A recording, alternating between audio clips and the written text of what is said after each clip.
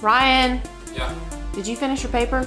You wanted me to look? Go finish your paper. I wrote every word like up here. Ryan, go finish your paper. Oh, I see. Yes. That's not homework.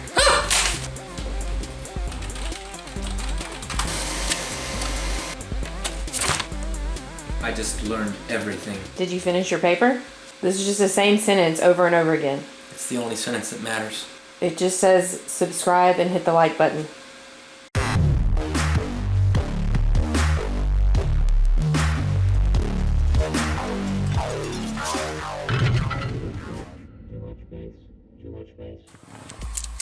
Okay, so the first thing that we'll do is get the key, and oh, there is no key.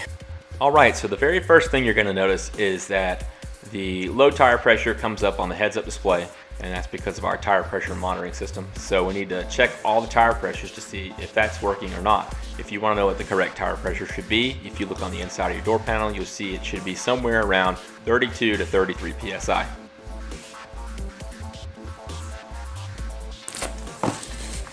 For those of you wondering what this is how people used to check tire pressure back in the old days before you had the digital ones that would read it to you. 34. If you can see that.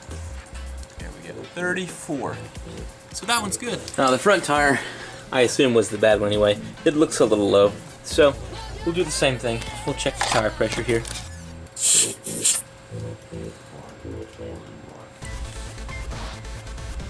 Here you see me messing around with the valve stem. I think I feel air coming out, but I'm not sure. So I'm just gonna go to the standard trick. If you mix some soap and water together, spray it anywhere on your tire. If there's a leak, it will start to bubble.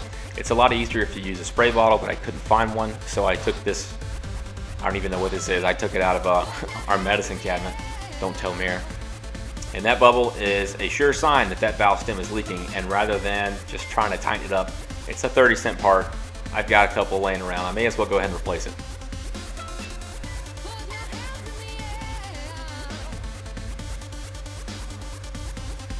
So this is what it actually looks like inside. That's the valve stem. That's what's leaking inside of there. That's the valve stem tool. It's kind of got a hollow opening like a reverse Phillips head screwdriver.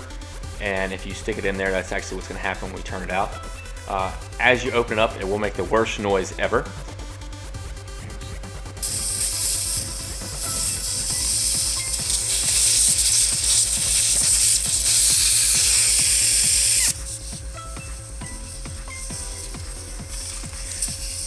But as you start to put the new one in, it'll go away. As far as how tight to put this, I kind of tighten it until I feel a resistance, and then I go about a half a turn more. There's really not a need to put a whole lot of torque on these. Here's the valve stem that came out. It's got like one little tear in the seal there. I'm not really sure if it was already there or if maybe I did that while I was taking it out. Either way, I'm glad I went ahead and replaced it. Last thing you're gonna do is take the world's smallest air compressor and hook it up to your cigarette lighter. And while we're waiting for this tire to pop up, I'm gonna talk about inflation pressure. On the left there, you can see overinflation. That's generally gonna make your tire wear in the center and your car is gonna ride like crap. In the middle, you have underinflation.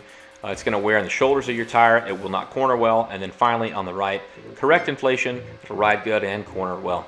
Also, we've got the internet certified mechanic shirts still for sale because there's nothing better than being ASE certified unless you're internet certified. Because folks, if you're internet certified, you know everything, you've seen everything, and you've done everything. So stickers, mugs, t-shirts, we've got them all. All right, get the tire inflated, go ahead and take that off, check our pressure, and what do you know? 33 on the dot, we're good to go. Last thing you do is put the valve cover back on.